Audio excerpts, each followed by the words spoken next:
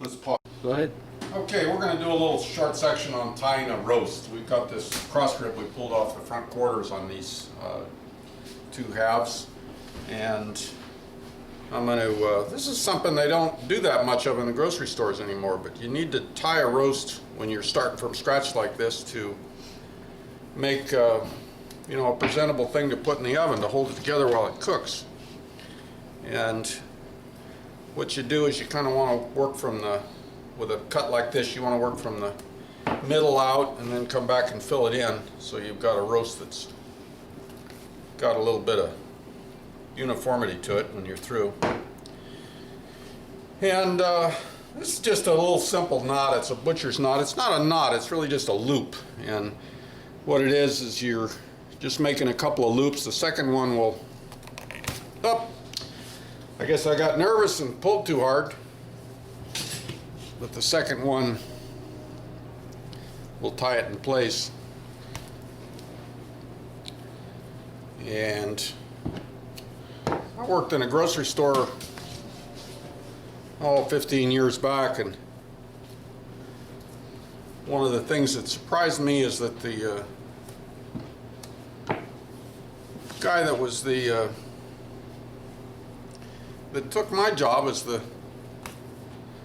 assistant manager, that kind of ran the back room, he didn't know how to tie a roast. And I didn't realize it's a pretty common thing anymore with guys that work in grocery stores, because they don't tie roasts very often, because the stores can't really afford the labor to do it, or they won't afford the labor to do it, so you don't get tied roasts. And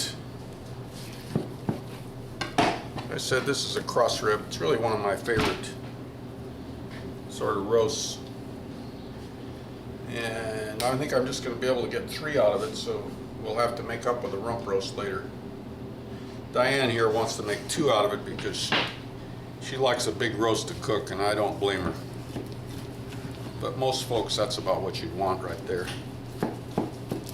You can really see the marbling and all the different personality that cross ribs got going for it. It looked like it might be tough, but if you roast these, they're just absolutely delicious, and they're not tough, and they've got a little bit of that prime rib taste to them.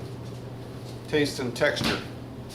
They've got a little piece of the flat iron that's included in them, and they're just a good roast.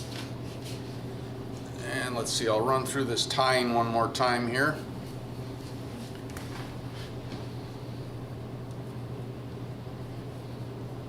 And we won't actually do the slow motion. I'll try to pick up the pace a little bit. Otherwise the crew will be here all day. They're already sick and tired of listening to me talk, but that's the way it goes. Somebody's got to do it. We're going to make Diane talk later, and she's just mad already. Oh, now even threatening her is too much. I'll back off. Here we go.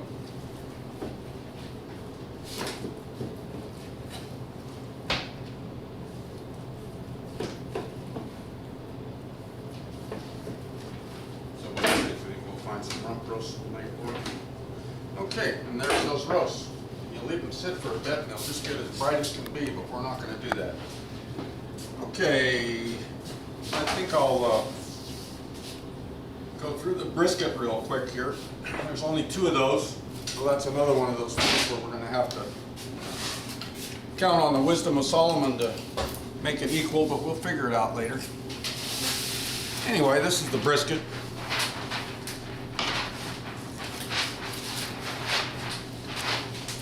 And it's a pretty fatty cut.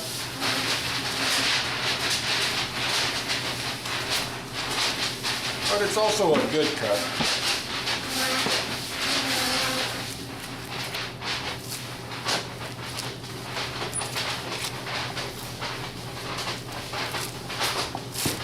This is what a lot of people remember as being, once a year they'll have corned beef and it'll be made out of this section. But down in Texas, brisket's a real popular barbecue cut. They cook it slowly, and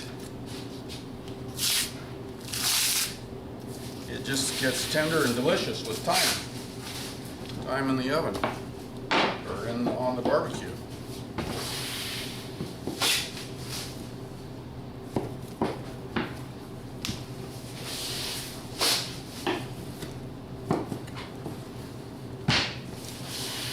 Yeah, this is a cut that's good for corned beef or braised barbecued brisket or even Pastrami? pastrami. Yes, thank you, Diane. And even a cut they used to call beef bacon. They would cure this, and it's essentially just like a pastrami. You'd slice it thin and cook it like you would bacon, because it's got all this wonderful fat in it. It just really helps it along. And one thing I hate to see on a brisket is a knife mark like that. But I did it. I'm guilty.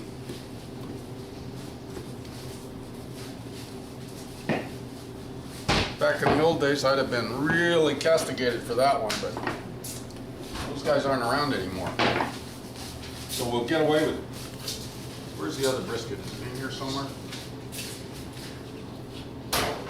Yeah. There it is. Things get buried.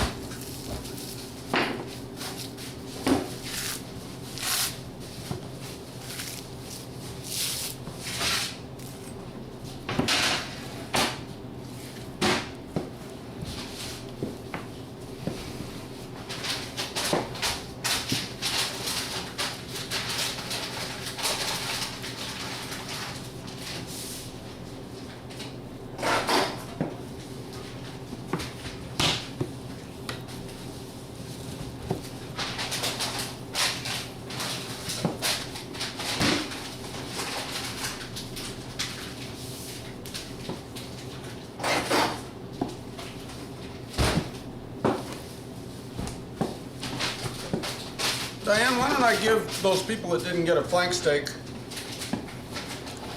I'll give them a one London broil. Perfect. Yeah, and that way this brisket can go to the person that only gets, you know, one cross rib or something of that sort. Perfect. That'll work. Yeah. All right. Here, the next thing we're on is this top round. Remember, I pulled that off of the round while it was hanging up. And there's still a bone in it. I forget what that's called. I think the old timers called it the atch bone. It's got a little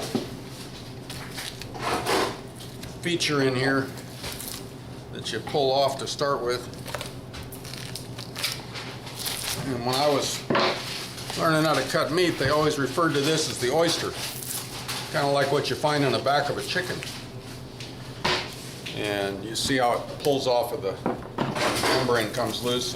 And it's a little thing that gets trimmed up and thrown into ground beef. But here a few years back I was wondering, well, why did they call that the oyster? That must mean it was really something special. So I took this little piece and I threw it on the grill and fried it for a bit. And it's got all these different directions that the grain runs. And it's got a lot of streaks of fat in it. But boy, it's a delicious little piece. It doesn't deserve to go in ground beef, but it does. So that's why the old timers called it an oyster. It doesn't look like it'd be tender. It really is. I think it's something that the old timers used to put in their pocket when they went home at night. I gotta remember that.